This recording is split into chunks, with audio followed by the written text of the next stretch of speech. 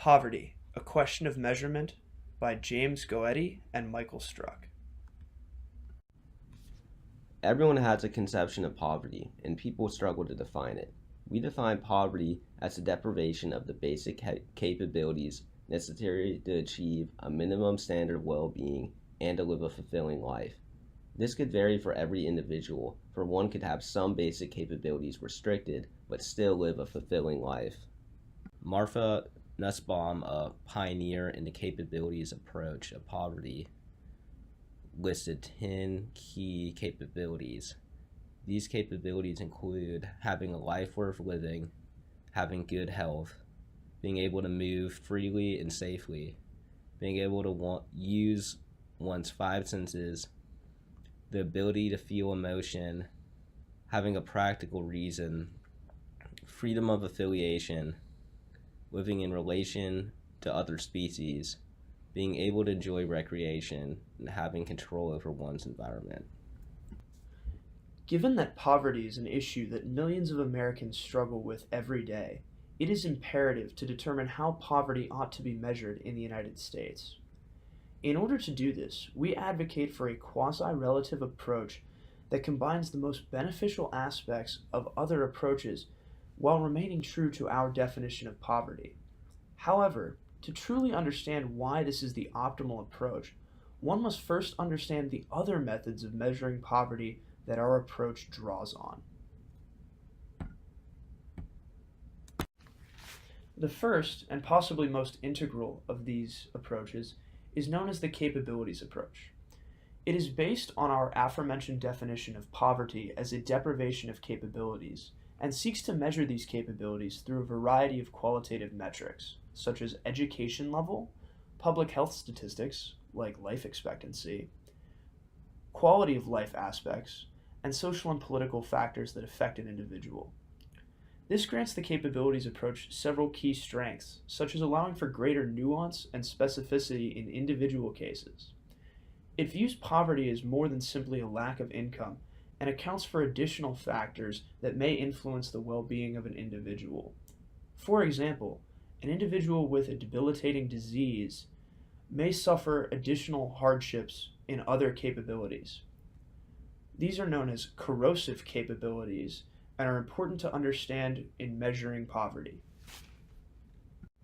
A real-world example of the capabilities approach is the Human Development Index, or HDI. The HDI is used by the United Nations to rate the overall development of a country. It takes three key measures into account: education statistics, life expectancy at birth, and gross national income per capita. It then combines these factors into a numerical index and ranks a country as a decimal between 0 and 1, with 1 being the most developed.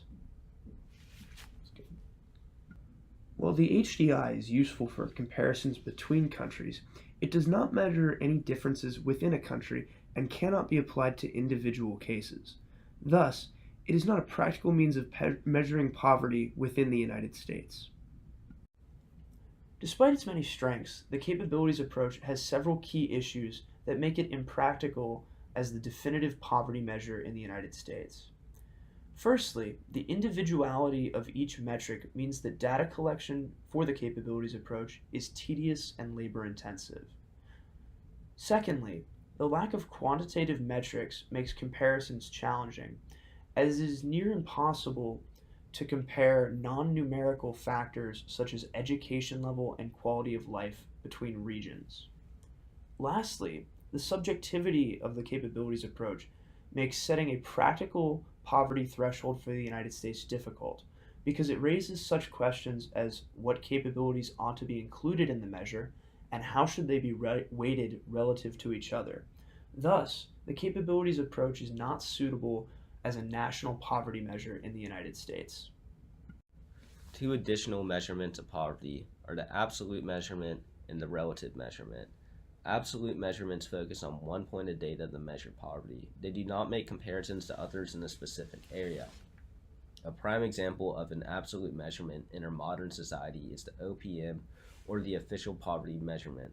The OPM's threshold for poverty is a measured amount of income necessary for basic nutrition multiplied by 3 It is used by the U.S. government to determine who receives welfare benefits.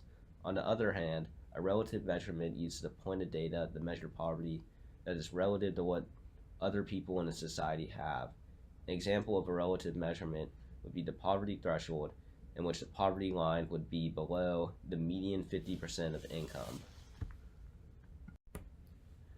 Absolute measurements of poverty, such as the OPM, are mainly useful because they are easy to compile and because they are easy to use as points of reference and comparison. The main problems that lie with absolute measurements such as the OPM, however, are that they are blind to others and cannot capture inequality. Additionally, the OPM does not include any in-kind benefits in its measurement. For example, what it means to be impoverished can vary drastically by region in the United States. One below the poverty threshold according to the OPM in a very rural area, such as the Appalachians, might not be necessarily financially struggling and would still be considered a credible member of society. On the other hand, someone below the poverty threshold in an expensive area like San Francisco would still be struggling financially to the point where they could be considered impoverished. They would no longer be considered a credible member of society. Relative measurements of poverty do a better job of capturing inequalities, for relative measurements of poverty move along with economic fluctuations. However, relative measurements do not capture standards of living or what it means to be a credible member of society. Using the relative measure outlined previously, in a society with an extremely high income, one below the median income or poverty line could still have access to the basic standards of living. On the other hand, one above the median income in an extremely impoverished society with a very low incomes could still not be a credible member of society. It could not have access to the basic standards of living, despite being over the threshold. Conclusively, both measures of poverty do not measure capabilities sufficiently. As one can see, the three previous approaches to measuring poverty all have their advantages, but also all have serious drawbacks. Thus, it becomes clear why we have chosen the quasi-relative approach to measuring poverty in the United States. The quasi-relative approach combines the best aspects of the three previous measurements by employing metrics that measure capability quantitatively while adjusting for regional differences. This enables the practicality, ease of measurement, and comparability of absolute measures while also accounting for the greater nuance and adaptability of relative measures. It also incorporates the key ideas of the capabilities approach in a practical manner. In our opinion, the most useful quasi-relative measurement is the SPM. The SPM, or the Supplemental Poverty Measurement, is the 33rd percentile of expenditures from the FCSU. The FCSU stands for Food, Clothing, Shelter, and Utilities. We find the FCSU expenditure to account for the 10 central capabilities that Nussbaum lists that we previously outlined. This measurement, unlike absolute measurements, like the OPM, accounts for geographic regions and in-kind benefits. Unlike many relative measurements, it is not based on just local data, making it more comparable and useful for the nation as a whole.